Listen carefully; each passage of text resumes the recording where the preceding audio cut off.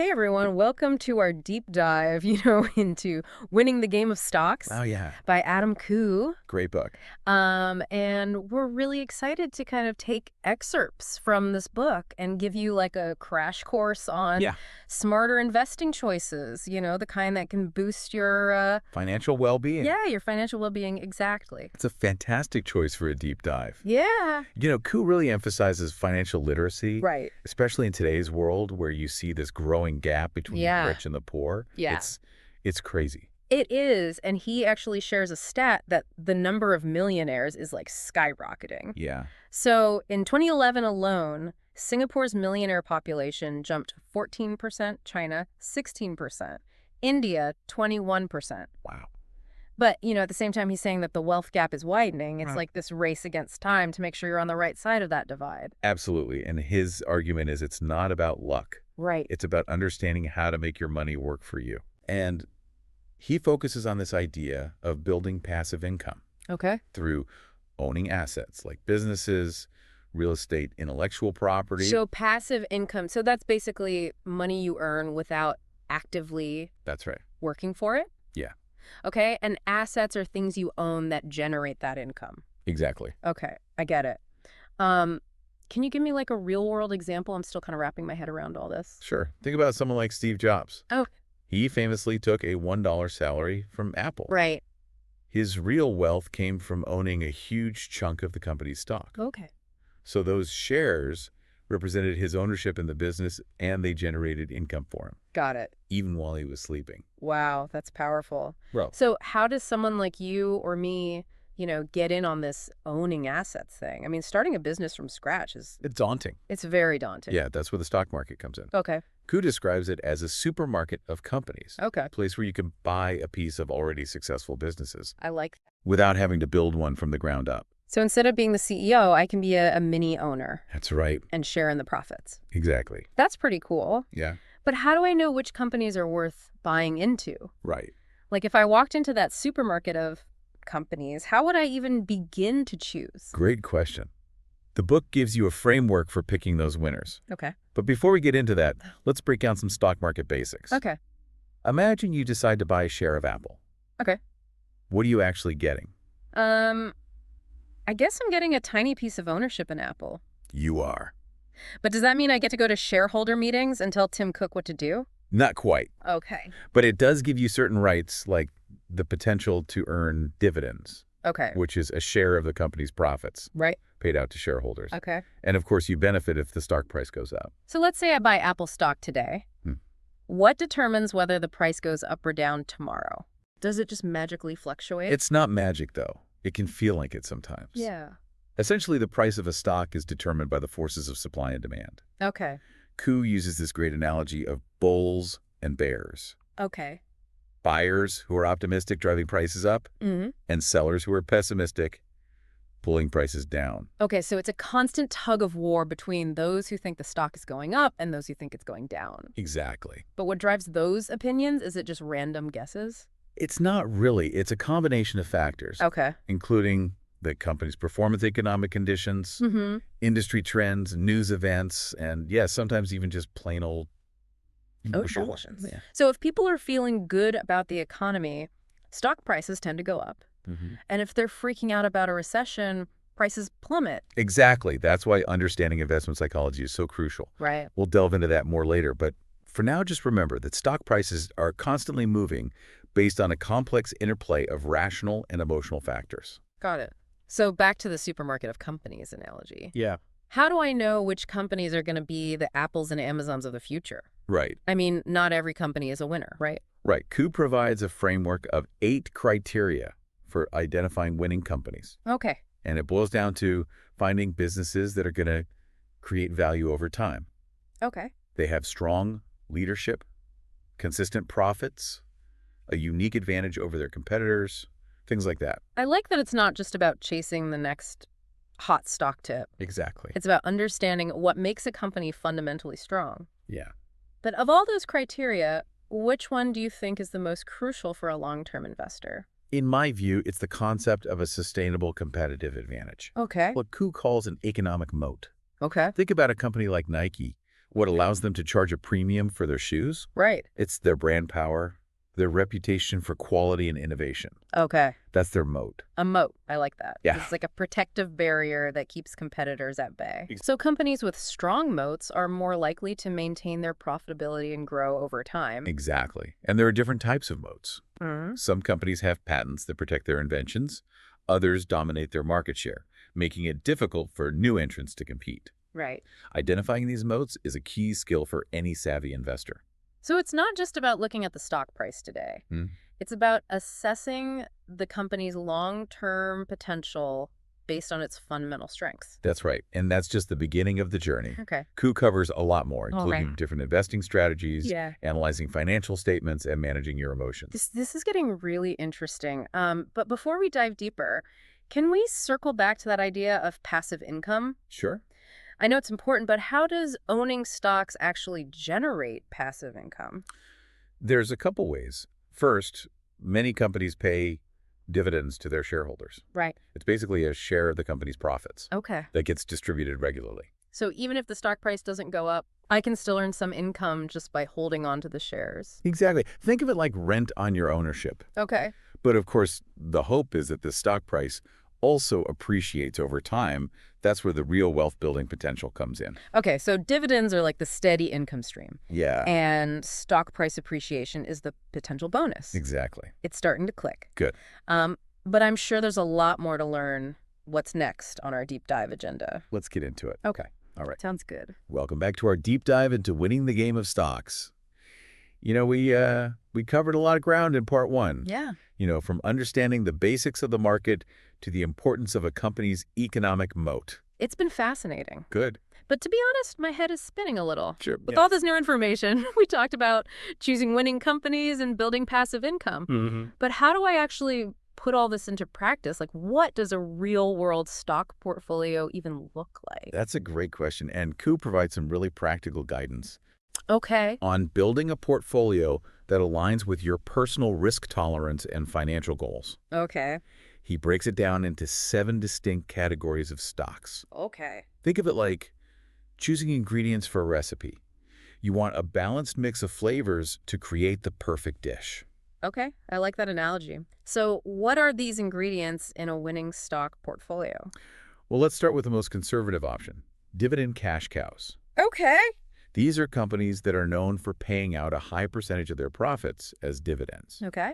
They might not offer explosive growth, but they provide a steady and reliable stream of passive income. So they're like the dependable workhorses of the portfolio, That's right. generating income consistently. Do you have any examples of these cash cows that I might recognize? Sure, think about companies like Coca-Cola or Procter & Gamble. Okay. These are well-established companies with a long history of paying dividends. You're right. They sell products that people need regardless of the economic climate, making their earnings more predictable. Got it. So if I'm someone who prioritizes steady income over potential for big gains, dividend cash cows might be a good fit for me. Exactly. Now, if you're willing to take on a bit more risk for the potential of higher returns, you might consider large-cap predictables. Okay. These are still large, well-established companies, but they tend to operate in sectors that are experiencing more growth. So not quite as steady as the cash cows, but still relatively stable and predictable. That's the idea. Think about companies like Home Depot or Visa. Okay. They benefit from long-term trends like home ownership and the shift towards a cashless society. Okay, so we've covered the more conservative end of the spectrum. What about for someone like me who's a bit younger and maybe more comfortable with some risk? Well, if you're looking for those companies with the potential for big gains, you might consider large-cap growths. Okay. These are typically companies that are disrupting their industries, innovating rapidly, and growing at a much faster pace than the overall market. Those are the Apples and Amazons of the world, right? It's exactly that everyone wants to get in on early before they skyrocket in value. Exactly. But remember, high growth potential often comes with higher volatility. Right. These stocks can be a bit of a roller coaster ride, so they're not for the faint of heart. Got it. High risk, high reward. I can handle a little roller coaster action, but I'm guessing there are even riskier options out there. You bet. For those who are really comfortable with risk and have a good understanding of economic cycles, there's a category called deep cyclicals. Okay. These are companies whose fortunes are closely tied to the ups and downs of the economy. So like companies that do well when the economy is booming, Right. but struggle when things slow down. Exactly. Think about companies in sectors like airlines, energy, or materials. Okay. Their profits tend to rise and fall with economic expansion and contraction. It sounds like investing in deep cyclicals requires a lot of expertise in predicting economic trends. It does require a bit more research and analysis. You need to be able to identify when these companies are undervalued and poised for a rebound as the economy recovers. Interesting. So we've gone from the steady cash cows to the more volatile cyclical companies. Yeah. Is there anything in between? What about companies that are somewhere in the middle in terms of risk? There is, Coup has a category called turnarounds. Okay. These are companies that have fallen on hard times, Okay. but have the potential to bounce back. So they're kind of like fixer-uppers in the stock market. That's a great analogy. You're betting that you can buy them low and then profit as they recover. That's right. But it takes a keen eye to identify genuine turnarounds from companies that are just headed for a slow decline. It sounds like it takes a lot of research and a bit of a gambler's instinct to invest in turnarounds. Definitely, you need to be able to analyze the company's fundamentals, understand the reasons for its struggles, and assess whether it has a viable plan for recovery. Okay, so we've covered cash cows, predictables, growth stocks, cyclicals, and turnarounds. Are there any other ingredients we can add to our portfolio? There are two more for investors who are particularly adventurous and looking for the next big thing. Okay. There's the small fast growers category. Okay. These are typically smaller companies with huge growth potential, but they're also much riskier. So basically you're betting on a company that's still in its early stages, Right. but has the potential to become the next Apple or Amazon. Sounds exciting, but also a bit like playing the lottery. There's definitely a higher degree of uncertainty with these companies. Right. But for investors who do their research and pick the right ones, the rewards can be enormous. I'll keep that in mind. What about the last category? It's one we've already touched on, exchange-traded funds, or ETFs. Okay. Remember how we talked about the stock market being like a supermarket of companies? Yeah. Well, ETFs are like pre-packaged baskets of stocks. Okay, so instead of picking individual companies, I can buy an ETF that already contains a bunch of different stocks. Exactly. ETFs are a great way to diversify your portfolio and reduce risk. They come in all shapes and sizes. Yeah.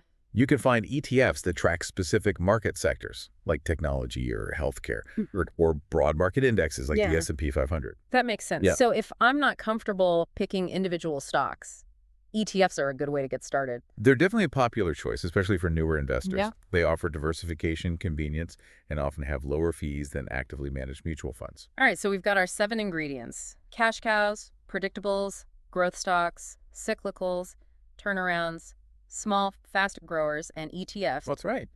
How do we decide which ones to include in our own portfolio? That's where your personal risk tolerance and financial goals come in. Okay. A younger investor with a longer time horizon might be more comfortable allocating a larger portion of their portfolio to growth stocks. Okay. Someone who's closer to retirement and needs more stable income might lean towards those dividend cash cows. All right. Exactly. And remember, you don't have to pick just one category. Right. The key is to create a mix that feels right for you. One that allows you to sleep well at night, knowing that your money is working for you. This is incredibly helpful. Good. But before we move on, I have a question. We've talked about all these different categories of stocks, but is there a certain percentage of my portfolio that I should allocate to each one? There's no one-size-fits-all answer to that. Okay. It really depends on your individual circumstances, your risk tolerance, and your investment goals. Right. But the book does provide some helpful guidelines and example portfolios. So it's more about finding the right balance for me personally rather than following a strict formula. Exactly. It's about understanding the different ingredients and then crafting a recipe that aligns with your own taste and appetite for risk. I like that analogy. Now, I know we talked about investment psychology earlier, but are there any other key takeaways from the book that you think are essential for building long-term wealth? Well, beyond choosing the right stocks, there's some golden rules of money management that are crucial for anyone looking to succeed in the stock market. Money management, that sounds important. What are these golden rules? The first rule is to risk only a small percentage of your capital on any single trade. Okay. The book recommends no more than 1.5% to 3%. Okay. This helps you avoid catastrophic losses and protects your portfolio from being wiped out by a single bad trade. Okay, so even if I'm really confident in a particular stock, I should still only invest a small portion of my overall capital. Exactly. It's all about managing risk. Got it. What's the second golden rule? Diversify across multiple stocks and categories. Okay. Don't put all your eggs in one basket. Even if you love a particular company, spreading your investments across different sectors and asset classes helps to reduce your overall risk. That makes sense. If one sector or company performs poorly, the others can help to cushion the blow. So what's the third golden rule? Always keep some cash on hand. Okay. This gives you flexibility to take advantage of new opportunities that might arise or to ride out market downturns without having to sell your investments at a loss. Cash is king, as they say. Right. So these money management rules sound pretty simple, but I'm guessing they're harder to follow in practice, especially when emotions are involved. You're absolutely right. That's why investment psychology is so crucial. Right. Koo emphasizes the importance of staying disciplined, controlling your emotions, and avoiding common pitfalls like chasing hot tips or panic selling. So it's not enough to just know the numbers. That's right. You have to be able to keep your head cool when the market is going crazy. Yeah. Easier said than done, I'm sure. It takes practice and a lot of self-awareness, but the rewards are well worth it. This has been incredibly insightful. I'm starting to see how all these pieces fit together, picking the right companies, building a diversified portfolio, managing my risk, and mastering my mindset. And remember, this is just the beginning of your journey. The more you learn, the more confident you'll become as an investor. I'm excited to keep exploring, but before we move on to part 3, can we circle back to that idea of leverage? I know it's a powerful tool, but it also comes with risks. Can you give me a clearer picture of how it actually works? Sure. Let's break down the concept of leverage. Essentially, it involves using borrowed money to amplify your potential returns. Okay. Think of it like a lever that allows you to lift a heavier object than you could with your own strength alone. Okay, I get the analogy, but how does it apply to investing? Well, there are a couple of ways to use leverage in the stock market. Okay. One way is through a margin account. Okay. This allows you to borrow money from your broker to buy more shares than you could afford with your own cash. So if I have $10,000 in my account and my broker lets me borrow another $10,000, I can essentially buy $20,000 worth of stock. Exactly. And if those stocks go up in value, your profits are magnified because you're controlling a larger position. But I'm guessing there's a catch, right? Of course, just like a lever can amplify your strength, it can also magnify your losses if the market moves against you. So if those stocks go down in value, I'm losing money on both my initial investment and the money I borrowed. That's right. That's why leverage is best suited for experienced investors who have a deep understanding of risk management. Okay, so margin accounts are one way to use leverage. Are there any other methods? Yes. Another way is through CFDs, or contracts for difference. Okay. These are financial instruments that allow you to speculate on the price movements of an asset without actually owning the underlying asset. CFDs, that sounds complicated.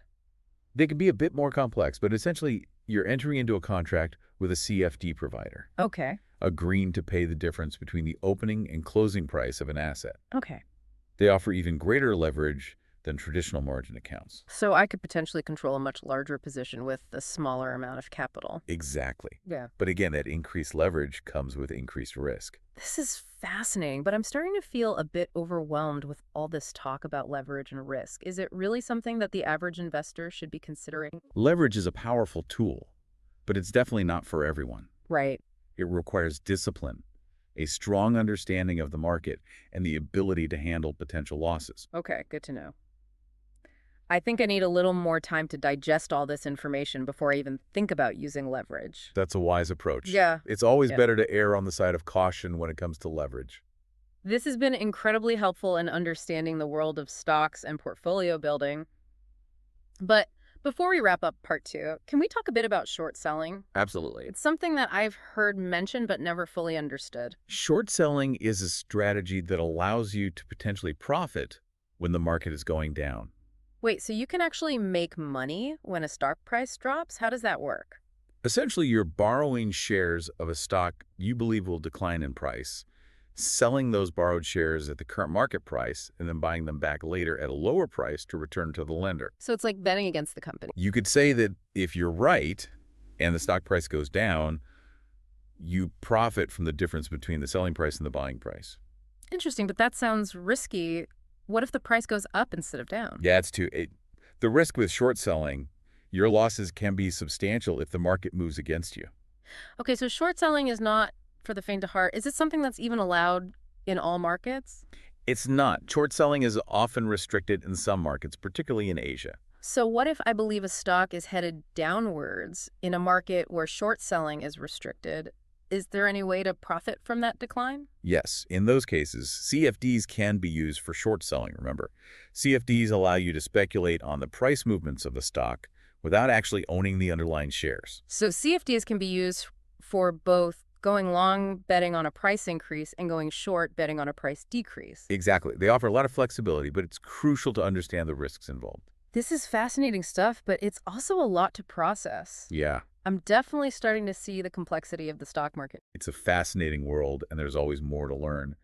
But with the right knowledge and approach, anyone can become a savvy investor. Well, I'm feeling a lot more knowledgeable already thanks to this deep dive, but I'm eager to hear more about the psychological aspects of investing. Yeah. Is that something we'll be covering in part 3? We'll get right into that. Welcome back to the final part of our deep dive into winning the game of stocks. You know, it's been quite a journey so far. It has. We've explored everything from picking winning companies, building a diversified portfolio, to understanding the power and risks of leverage. Yeah, a lot of information. A lot of information. But as we wrap up our exploration, Yeah. I think it's important to circle back to what might be the most crucial element of all your mindset. Yeah. You're right. Koo dedicates a whole chapter to the psychology of investing. Right. And he makes it clear that even with the best strategies, your success ultimately hinges on your ability to think clearly, manage your emotions, and make rational decisions. That's right. It's easy to get caught up in the excitement of the market, Right. especially when you see those big gains flashing on your screen. Yeah. But that's when emotions can take over and lead to impulsive decisions. Yeah, he calls out this thing called recency bias, Yes, where we tend to overestimate the importance of recent events. that's right. So if you've just had a few winning trades, you might start feeling invincible. Like you can't lose. That's a classic trap, and it often leads to taking on more risk than you normally would, Right. deviating from your plan, and ultimately making those costly mistakes. And on the flip side, if you've had a string of losses, you might get paralyzed by fear. Right. You become so risk-averse Yeah. that you miss out on potentially profitable trades. Exactly. It's all about finding that balance, that emotional equilibrium, Right. recognizing that investing is a marathon, not a sprint. Right. There will be ups and downs, but it's your ability to stay focused on your long-term goals and stick to your plan that will determine your success. So it's almost like having two selves, the emotional self that wants to chase every hot tip and the rational self Right. that knows how to stick to the plan. That's a great way to put it. And the key is to learn how to train that rational self Okay. to be the dominant force in your investing decisions.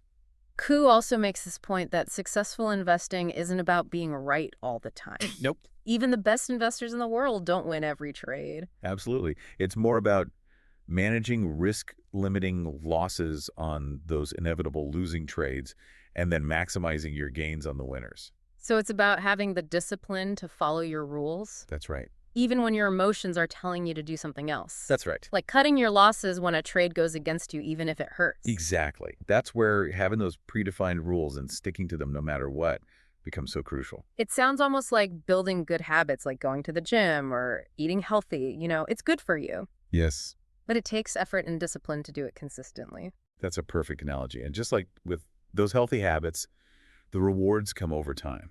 Koo also talks about the importance of patience, especially during those inevitable market downturns. It's easy to panic and sell everything when the market is crashing, Yes. but that's often the worst thing you can do. Right. History has shown time and time again that the market always recovers eventually. And those who have the courage to stay invested during those downturns are often the ones who reap the biggest rewards. So it's not just about managing your emotions during individual trades, it's about having that long-term perspective and trusting the process. Exactly. And remember, those market downturns often present the best buying opportunities. Right. When everyone else is fearful, that's when the savvy investor sees potential. This whole idea of mastering your mindset feels like it's a journey in itself. It's not something you can just switch on overnight. You're right. It takes time, self-awareness, and a willingness to learn from your mistakes. Speaking of learning, Koo really hammers home this point that knowledge is power. But only when applied consistently and with discipline, you can read all the books and study all the charts. But if you don't have the courage to act on your convictions Right. and the discipline to stick to your plan, it's all for nothing. He encourages readers to become their own financial experts. Right. To really delve into understanding company financials, learning how to analyze market trends, and developing their own investment philosophy. It's empowering to know that we don't have to rely on some guru to tell us what to do. Right. We can educate ourselves and make our own informed decisions. Exactly. And don't be afraid to make mistakes along the way. Yeah. Everyone does, even seasoned professionals. The key is to learn from those mistakes, adjust your strategies, and keep getting better. Wow, this deep dive has been a real eye-opener. Right. It's given me a whole new framework for thinking about investing. It's not just about picking stocks. It's about understanding the underlying businesses, managing risk, mastering my emotions, and developing that long-term vision. And remember, there are tons of resources out there to support you on this journey. Books, courses, online communities, even financial advisors. Find what works for you and keep learning and growing. This has been an amazing deep dive. So as we wrap up, what's one action you would encourage our listeners to take today to start building their own wealth through savvy stock investing? That's a great question. It could be something as simple as opening a brokerage account. Okay. Maybe even setting up a demo account to practice trading without risking any real money. Or maybe picking up a copy of Winning the Game of Stocks to dive deeper into all the strategies we've discussed. That's a great idea. Whatever it is, take that first step. The journey of 1,000 miles begins with a single step, and the journey to financial freedom begins with a single decision. I love that. Well, we hope this deep dive has given you the knowledge and the inspiration to start building your own financial fortress. Happy investing, everyone.